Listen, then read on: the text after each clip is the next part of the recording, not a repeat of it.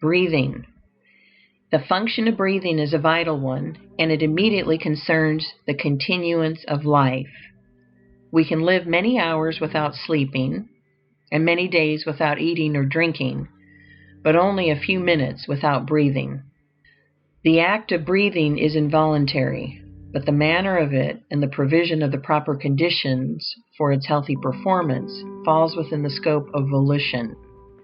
Man will continue to breathe involuntarily, but he can voluntarily determine what he shall breathe, and how deeply and thoroughly he shall breathe, and he can, of his own volition, keep the physical mechanism in condition for the perfect performance of the function. It is essential, if you wish to breathe in a perfectly healthy way, that the physical machinery used in the act should be kept in good condition. You must keep your spine moderately straight, and the muscles of your chest must be flexible and free in action.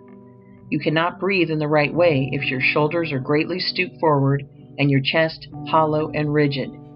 Sitting or standing at work in a slightly stooping position tends to produce hollow chest. So does lifting heavy weights or light weights. The tendency of work of almost all kinds is to pull the shoulders forward, curve the spine, and flatten the chest. And if the chest is greatly flattened, full and deep breathing becomes impossible, and perfect health is out of the question.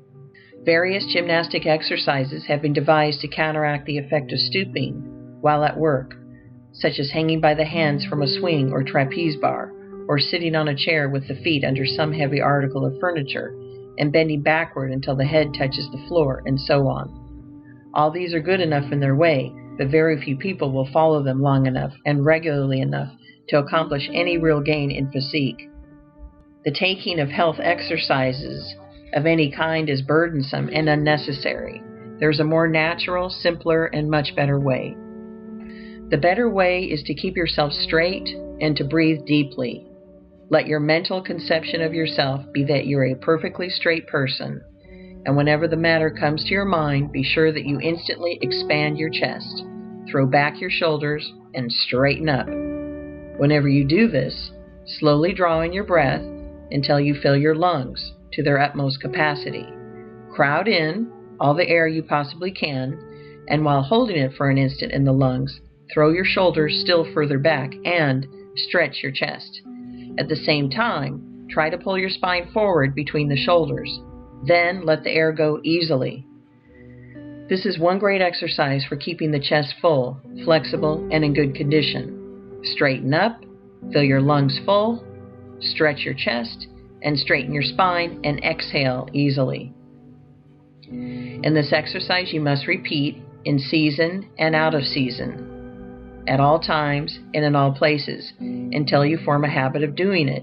You can easily do so. Whenever you step out of doors into the fresh, pure air, breathe. When you are at work and think of yourself and your position, breathe.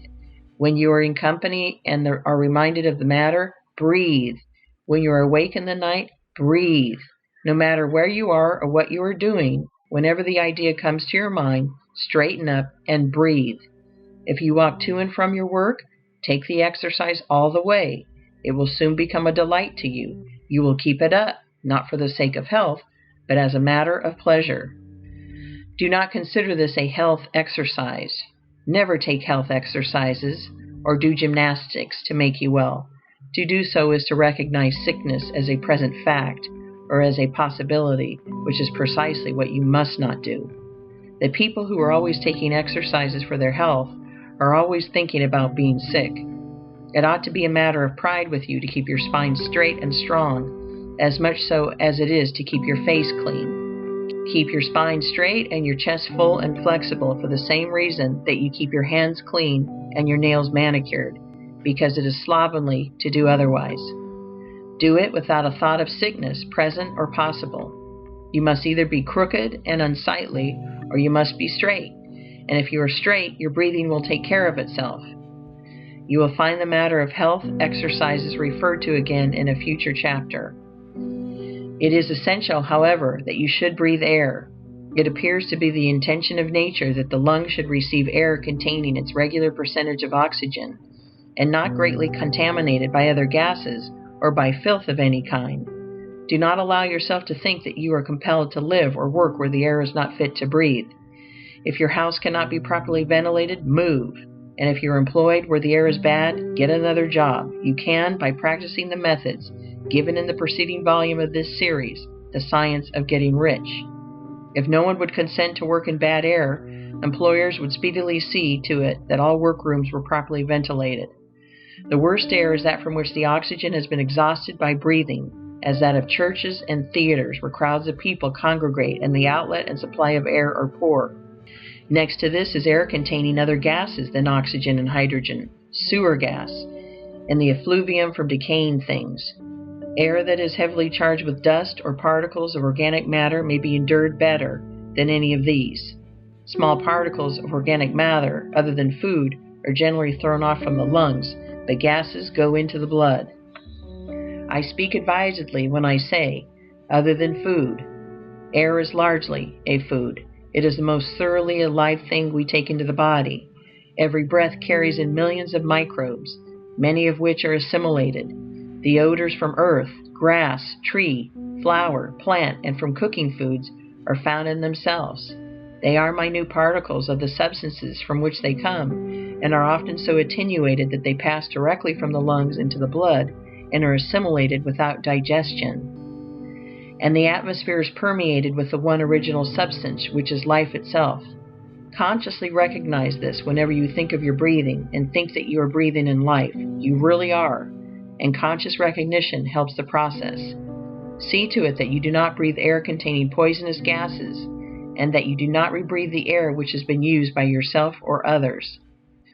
That is all there is to the matter of breathing correctly.